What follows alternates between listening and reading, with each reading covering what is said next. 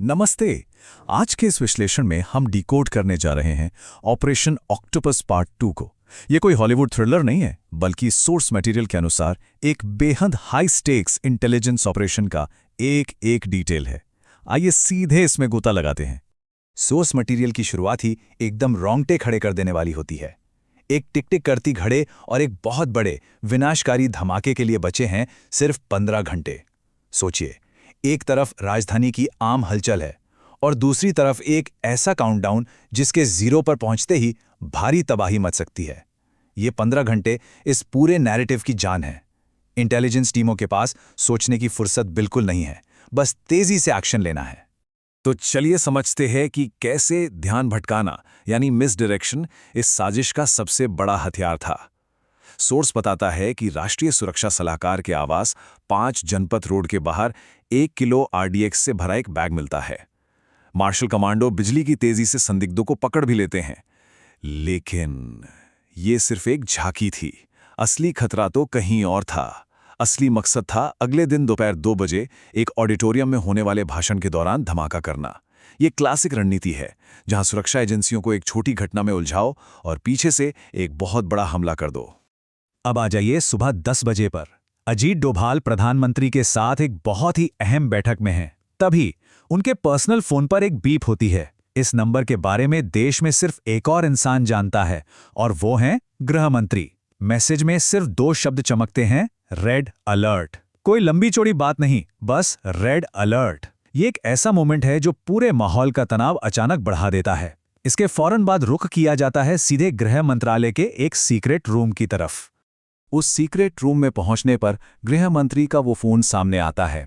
Source के मुताबिक message काफी डरावना था।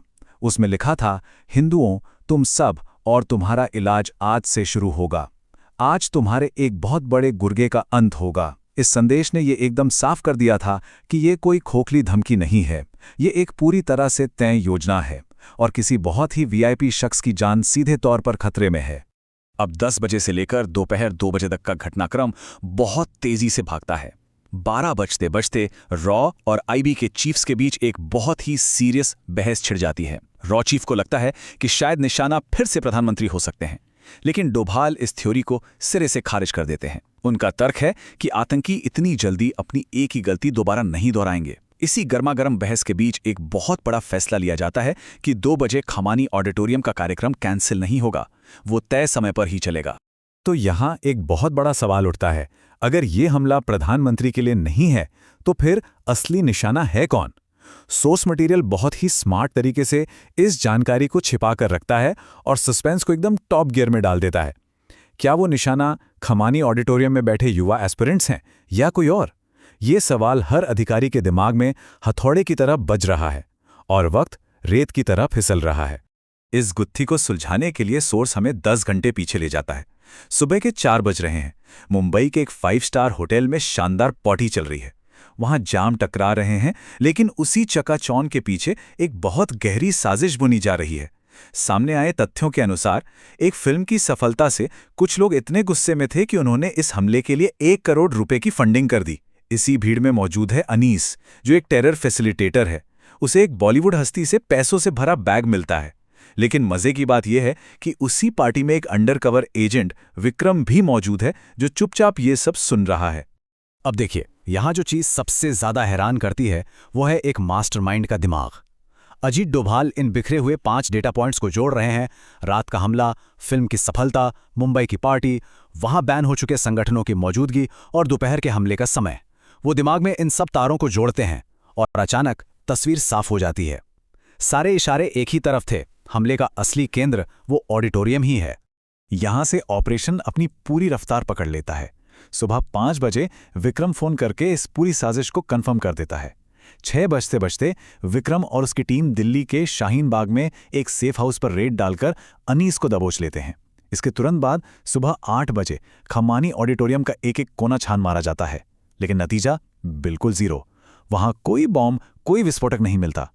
और ठीक इसी पॉइंट पर टेंशन अपने पीक पर पहुंच जाती है। जरा सोचिए, सुबह 8 बजे ऑडिटोरियम की पूरी चेकिंग हो चुकी है, कोई विस्फोटक नहीं मिला, तो फिर बॉम्ब है कहाँ? सोर्स मटेरियल में ये दूसरी सबसे बड़ी पहेली है। दोपहर के 2 बजने वाले हैं, डेडलाइन एकदम सिर पर है और खुफिया एजेंसियां एक ऐसे दुश्मन को ढूंढ रही हैं जो कहीं नजर ही नहीं आ रहा।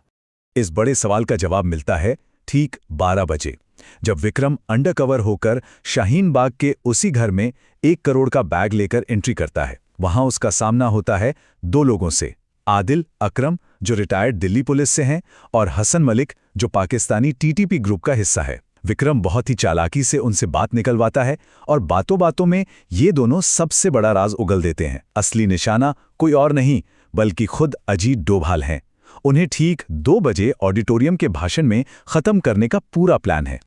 दोपहर 1:30 बजे विक्रम का एक फोन कॉल आता है और जो खुलासा होता है वो सच में रोंगटे खड़े कर देने वाला है। बम किसी कुर्सी या दीवार में नहीं थे, बम तो असल में चल फिर रहे थे।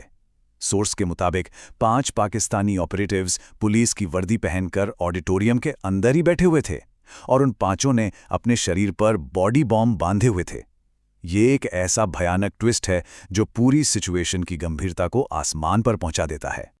अब घड़ी में बज चुके हैं दोपहर के 1:15। धमाके में गिने चुने 15 मिनट बाकी हैं। अजीत डोभाल समय से पहले ही ऑडिटोरियम के स्टेज पर पहुंच जाते हैं। उनके सामने सैकड़ों अफसर बैठे हैं, लेकिन उन्हीं के बीच वर्दी पहने हुए वो 5 मानव बम भी मौजूद हैं। उस मोमेंट का प्रेशर सोचिए। स्टेज पर खड़े इंसान को पता है कि सामने बैठी भीड़ में किसी भी वर्दी के नीचे ट्रिगर हो सकता है और उन्हें पहचानने के लिए सिर्फ 15 मिनट हैं। और यह हिस्सा बहुत ही शानदार तरीके से दिखाता है कि कैसे एक टैक्टिकल ट्रैप बिछाया जाता है। भाषण शुरू करने के बजाय अचानक एक सिक्योरिटी ड्रिल अनाउंस कर दी जाती है।